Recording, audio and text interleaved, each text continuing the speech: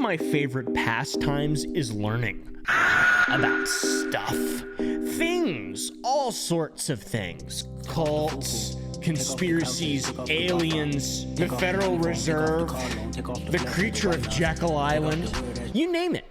I like learning. Today, we're going to be learning about the coolest cult that ever existed. In my humble opinion, today's cult is called the Rajneeshpuram cult. This cult was led by a man named Bhagwan Sri Rajneesh, also known as Osho. But the people are retarded. Bhagwan was born in the 30s in India and somehow ended up having a cult all the way in Oregon for a while. Honestly, it lasted for a long time and a lot of insane stuff happened. Thank you to Raid Shadow Legends for sponsoring this video. Hey, you person watching my video, it's time for a Raid Shadow Legends spot. Yeah! The visuals of this game are perfect. There's powerful champions, challenging PvE bosses, tactical PvP content, and also more. Guys, I'm getting all worked up and sweaty just thinking about it. And today, Raid Call of the Arbiter is in full swing now. It's an epic limited series. There's new characters you can play as. One of them is Artok, a mighty warlord that is also orcish. And the cool part about that, Artok is available for free to everyone. All you gotta do is log into Raid between now and July 24th. Raid has also brought in Professor Death Knight to bring people up to speed on what's been going on in the game. First, I'll ask him a question. Hey, face, I've got a question! Wow. All right, love the energy. He's a very accepting guy. I love him. I'm really good at Raid, and all of my fans and followers and friends and family will click my QR code and play it. Ah, you've been paying attention. Download Raid! Scan my code, it's somewhere here. There's no reason not to do it. Plus, it helps support the channel massively, which I need. Anyways, thank you to Raid Shadow Legends for sponsoring this video. Please enjoy, my friends. Dude was a genius, right, as every cult leader is. Today, it's Rajneeshpuram because a prominent Indian guru and his followers bought it. He had remarkable intellect. He was extremely spiritual from a very young age. He studied philosophy. He had a master's degree in philosophy from the University of Sagar. It's not pronounced like that, I'm sure, but ooh. He had a very unique teaching style and a captivating way of speaking. He would spontaneously deliver discourse for hours on end, guys. The whole world looks everybody is free. Nobody is. The man's magnetic charisma allowed him to create a following in a short period of time, and that following was truly devoted to him. The followers were encouraged to explore their desires and embrace their sexuality. Some of the practices seem to be inspired more than Mr. Hefner of Playboy than by a spiritual leader. What is your reaction to this? I'm a spiritual playboy.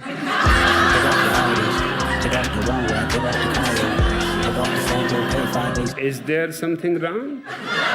Osho is a term of respect given to masters or teachers, so he's a respected dude. People loved him. And like I said, his magnetic charisma drew mass amounts of people towards his informal approach to spirituality and basically just religion, in a sense. It goes a way that you would never expect. But then again, it's a cult, and they all end the same way, with the government getting involved. The cult started all fun and games in India. Rajneesh was just chilling. They embraced free love, they rejected traditional morality, and they challenged societal norms and moral codes. They encouraged their followers to question and redefine their own values and beliefs. All right, guys? A lot of unconventional thinking here. More than 85,000 people a year come here to learn about the teachings of the late Bhagwan Sri Rajneesh, or Osho as he's now known, labeled by some the sex guru. And a lot of the followers of this cult were made up of true intellectuals, artists, smart people, doctors, lawyers. A lot of powerful people were really reinvented by this way of thinking that Osho sort of pioneered in the 70s and early 80s. Well, how do you do? Shrimp? What'd you call me, Jagamo? I'm sorry, I didn't catch your name. You are a midget. They had some pretty interesting practices, some that I do to this day. I know a lot about Osho, by the way. I've read some of the books before I even realized he was a cult leader, which is ironic. They did dynamic meditation, looks really funny, works sort of well, I guess. And then you fucking dance and celebrate and cry and go, "Argh!" If you want, I think you could do that. And then Osho provided his discourses. I'm confused hearing you say there is no God. Can you ease my confusion? Baby, My whole work is to confuse you. Lengthy, often spontaneous, lasting several hours, where he would just spit bars, essentially, guys. People love the way this motherfucker was talking back in the day. He also talks with a very slow BPM. Takes him forever to get a word out. It has not grown within you. 15-minute delay. And then what? It is all rubbish that you have collected from books, from people. I thought to myself, like some crazy, complete idiot. Hey guys, thanks for what's up, man. I'm going to confuse you more and more. Wait. You're 12. Oh, you have a beard now. And look, what is your confusion? The viewers will grow up, have children, go to college, graduate, get married, get 6 kids, die. That there has been moments in your life Come back alive, get razzed. which you used to call God.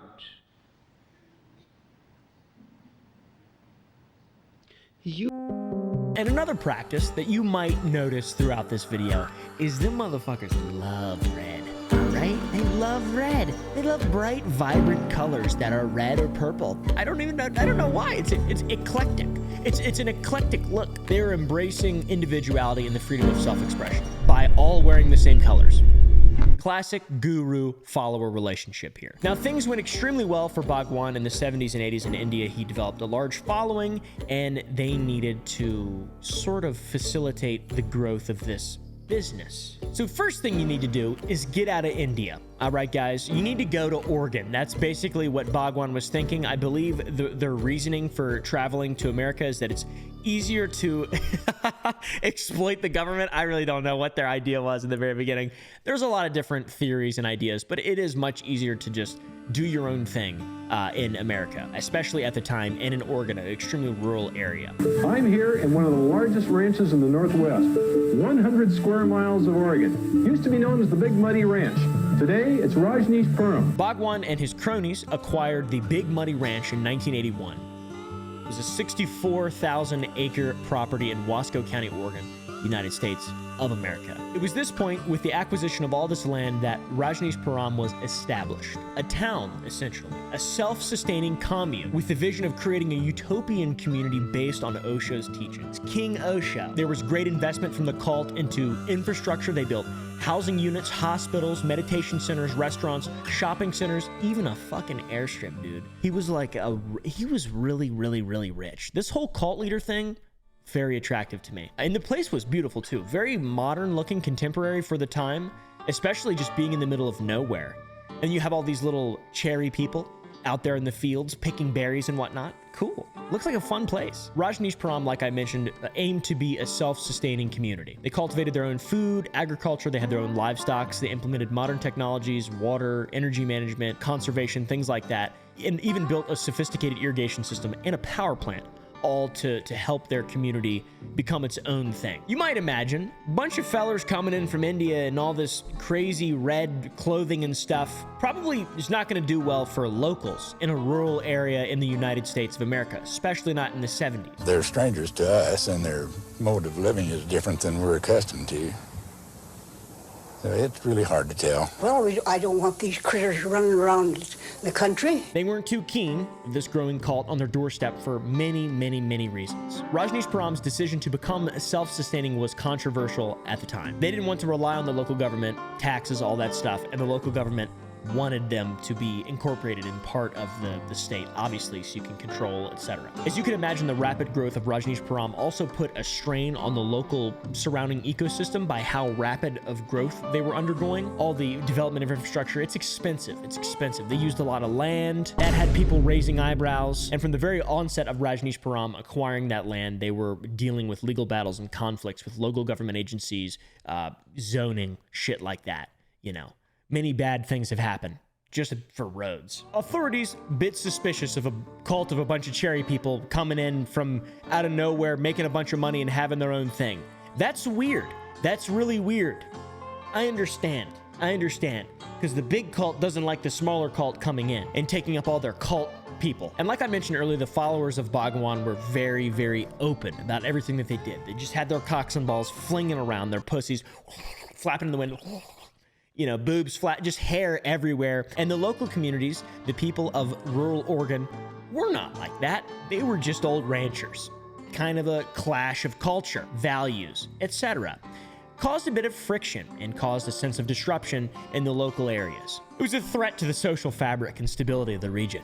A hilarious, disturbing, and also very important tidbit is, in the beginning, when the community was still growing, they were having trouble getting construction permits from local officials. The nearest town was called Antelope. The people all voted in this town, which had a population of 50, and they won a majority of the council seats in this town, effectively taking over a town and using that to give themselves more leeway for their Rajneeshpuram commune. Then they raised property tax to extort the few remaining locals that were still there, of the 50 people that didn't want them there, and renamed the recycling center to Adolf Hitler Recycling Center.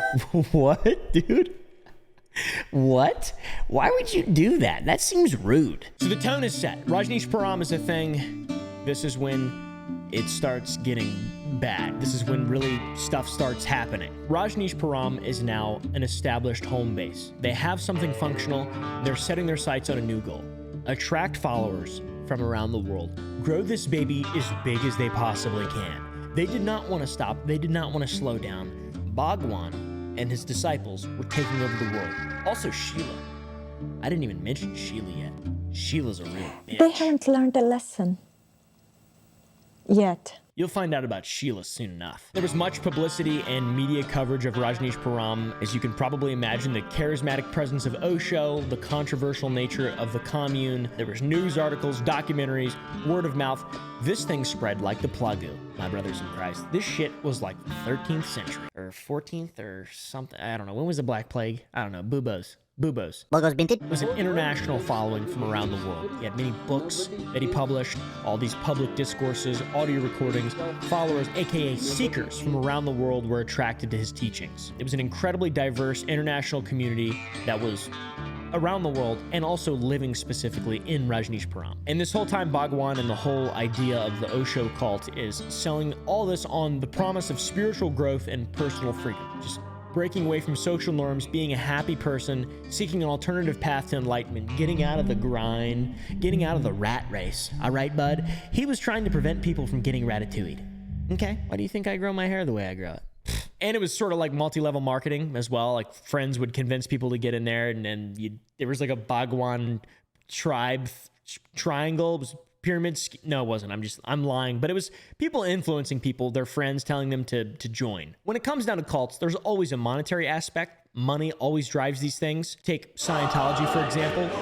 This was like Scientology, but way more effective. People would take their wealth and assets and just give it to Rajneesh. They were encouraged to contribute in any way they possibly could, and people would fucking give all of their money. $599 US. You also had to have a commitment to the communal living, and you have to, pull your own weight. There wasn't as much personal ownership. It was pretty dope, honestly. They had a pretty cool thing going for a while. The heyday of the cult has come. There's over 7,000 residents on the 64-acre tract of land in rural Oregon. The king, Bhagwan, he's got so much stuff. Money, dude, Rolls Royces. Why does he have so many fucking Rolls Royces? They've got a based community of just dope shit. The place was very aesthetically pleasing. The urban infrastructure was beautiful. They had all the services you'd expect in a large city, but on a smaller scale, like city skylines. God, I love making communism in city building management games. Imagine if you had a whole city of people that just loved each other and bumped uglies all the time and had massive bushes, and we're all rich, basically. That's pretty much what this is, aka a threat to the United States government. They said that they didn't care too much for the benefits of wealth accumulation, but I think they did. They loved money. They loved money so much, especially Bhagwan. He would dress in these insane fits, and it was baller. He became a religious deity, essentially. He became this thing larger than life that everyone in that community loved, and people around the world on top of that. I think it's hilarious that in the community, there was such a focus on spiritual growth and just being yourself. And then there's the king, who's got 20 Rolls Royces.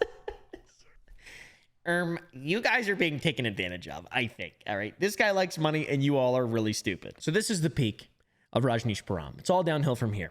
It ends so poorly. They grow and they thrive for a long time, and that continuously stirs up disputes with locals. That started happening right off the bat. It just kind of gets worse, to be honest, TBH. People are concerned about the nature, the size, and the level of expansion of the cult. And this leads to a holy war. There's a holy war in Oregon between Rajneeshpuram and the locals and the government. It was an intense conflict between the cult and the locals. It became known as the Holy War. The worst part of the Holy War occurred after Rajneesh decided to buy a hotel in downtown Portland, Oregon.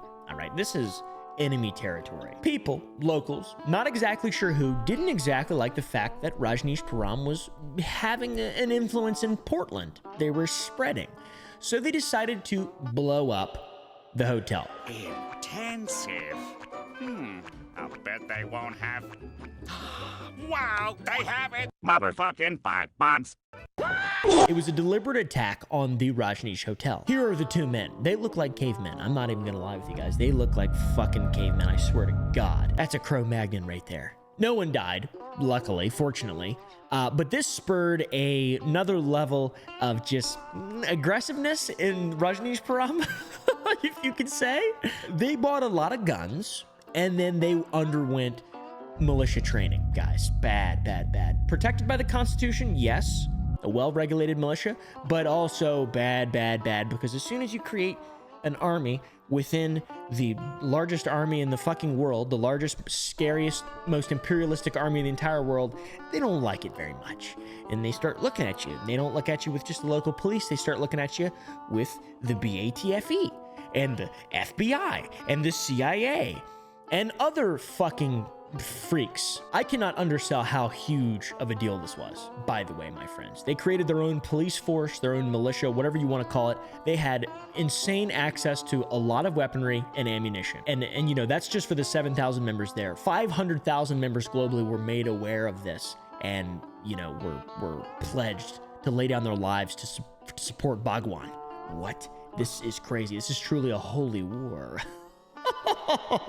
Not good, not good. It's just in sort of an open conflict, a lot of security. Everything got really serious at this point. And it led to a magnifying glass being shown on this community, and a lot of terrible things were revealed. As tensions continued to escalate with local communities and authorities, federal, local, whatever you may, you know, whatever it may be, there were many controversies that were unearthed, okay? There was allegations of immigration fraud, wiretapping, poisoning, but literal bioterrorism. Rajneeshpuram, the bioterrorist group. There was a point in which an election was coming up. Bhagwan then wanted a county. He wanted himself more, as any insane cult leader does. They're nutty, they're crazy. This sumbitch wanted a whole county, and an election was coming up, and 700 people in a large city in this county got sick. Over 700 people. The city was called Dallas? I don't fucking know how to say it. But a lot of people in that city got salmonella poisoning. What is salmonella poisoning? Yeah, I don't know, something. And now, initially, the media did not point fingers at the cult, and they stated that they must have just mishandled food like an en masse thing. It's happened before. But later, everything had fallen apart, and there was a plot to spread poison all over salad bars through their sleeves across town to stop as many people from voting as possible. At first, it was just a bunch of people got sick in the Dalles, and it was just another food poisoning at a fast food restaurant. You know, the Rajneeshis, you know, nobody thought about that. The salmonella poisoning, that was part of the sinister way that Sheila really used an outlaw tactic to try to keep people in that area sick so that they couldn't vote. That's fucking insane. They purposefully spread salmonella and got hundreds of people sick to manipulate an election. That is unbelievable. Talk about a holy war. The society around Rajneeshpuram was falling apart. Lack of leadership. Bhagwan took a vow of silence, which is fucking wacky as hell, and Sheila the beautiful woman that I mentioned in the very beginning, was the main spokesperson for this society. Rajneesh said he has contacted police regarding Sheila's alleged death plots and that authorities are investigating the charges. Also, an insane bitch who's still alive and still doing quite well wherever she lives. I think in Germany. I'm not exactly sure. One sees me from their point of view. She had, in a sense, become the Bhagwan. She would guide meditations, do therapies, and tell people to commit acts of bioterrorism. What the fuck was the Bhagwan doing at this time, dude? He was letting celebrities into his quarters and doing icky things behind closed doors like drugs. He was doing a lot of drugs. This made Sheila jealous, and she was angry at him out of jealousy. She used to be the only one to talk to Bhagwan, but now there's all these celebrities and famous people that are taking priority over her, and she really stepped up her fucking game. She had so many screws loose in her noggin, crazy bitch, that she eventually resorted to wiretapping the Bhagwan's room, his chamber, to know what was going on there all the time. Bhagwan had been talking about a doomsday project in which they build a bunker so when the world ends they can restart their lives and thrive as a society, almost benefiting Rajneeshpuram as a whole. If there was an end to the world, they would benefit from that, sort of like Vault Bhagwan. Sheila found out, was terrified, and told everyone that he was on drugs and was not thinking straight anymore. Massive split in Rajneeshpuram. At the same time, there's all these different immigration troubles and everyone's cracking down. There's visa problems. Bhagwan was having trouble with his own. Bhagwan was at risk of being sent back to India by the Popo because he wasn't a real citizen. He just had a religious citizenship, and since it was a cult, not actually religion, but just a weird fucking mindset thing, and also a literal cult, plus doing illegal drugs on top of that, could give police and immigration authorities reason to send him back to India, back to from which he came. Bhagwan. In spite of all these tangents and everything happening here, Sheila not trusting Bhagwan anymore, she still wanted him there. They still had to have control over the cult, but Sheila was very, very, very scared. The whole immigration thing made her insane. She came up with a solution. A very Sheila solution. She would assassinate the man that would decide his citizenship, a man named Charles Turner. She convinced a fellow cult member, Jane, to carry out an assassination attempt on Mr. Turner. She had prepared and stood where she needed to, but didn't show up to work that day, so the plot was ended. And this is not the only assassination, by the way, guys. There's more. Sheila, having wiretapped the Bhagwan's room over all the stuff, the man was stressed. He was going to take the Jonestown method of escape and disappear himself on July 6th, and a certain doctor would carry out the dose needed. But Sheila was not going to let this happen, so she went back to Shanti, aka Jane, with an assassination plan. And Shanti assassinated the doctor that was going to Jonestown Bhagwan. And while this assassination was happening, Sheila was doing morning rituals and blindfolded screaming to hopefully drown out the screams and horrible noises, the doctor that intended to put Bhagwan out of his misery, drown out the noises he was making while he was being assassinated. And the doctor, by the way, survived and didn't even leave the society. He stuck around until everything truly came crashing down. A true commitment to the cause. What the fuck, dude? If someone tried to assassinate me, first thing I would do, walk to my closet. Second thing I would do, grab my Benellium 4. Third thing I would do, put 9 in it. All right, put 9 in it. Drop 9 down the tube, okay? And then, okay, who tried to assassinate me? I'm not feeling so good, so I'm just gonna start shooting. This just shows the length that the people of this insane cult would go to keep things on track. Sheila specifically is like the figurehead of this now. She's the man in charge. Sheila decided that she couldn't deal with this anymore. So Sheila and Shanti, the assassinator, decided to leave. And this created a domino effect, and a lot of people left, all right? And Bhagwan ended his vow of silence just to talk shit. Okay, dude? He literally ended his vow of silence just to talk shit. She did not prove to be a woman. She proved to be a perfect bitch. This guy is crazy. He didn't even have a vow of silence. He was still talking to celebrities the whole fucking time. He's a liar. This is such a fucking weird thing. I want to start a cult bad. I want to see how good I'd be at it. The end of Rajneeshpuram is upon us. Money laundering. Immigration problems, wiretapping and surveillance of their own people, bioterrorism, assassinations, voter fraud, you fucking name it, just throwing, just spewing seed everywhere, just an illegal amount of seed being spewed. I cannot go to jail because I have not done anything. All these things led to the downfall of, in my opinion, the most interesting cult that has ever existed. One of many. I love cults. I have a lot of information on cults. I'm starting my own. Just kidding. I'm not very funny. But it's the end, the dissolution of the cult. Rajneesh Bhagwan, whatever the fuck his name is, pled guilty to immigration fraud and left the United States. Rajneesh Param, gone. Sheila, in another country, she fled. The town of Antelope reverted back to its original name in 1985. It was a hot and fast journey. It didn't last long. The dude's Rolls Royces got confiscated, which is so funny to me. And then he died in 1990 from heart failure. Rest in peace, Bhagwan. And I have to be honest, the Osho teachings, the level of spirituality, there's a lot of really interesting stuff to be learned, in my opinion. And that type of living is pretty cool, but it seems to always end very poorly. It just seems to always end very poorly. Maybe one of these days, someone will do it right. Today, the town of Antelope is home to a Christian youth camp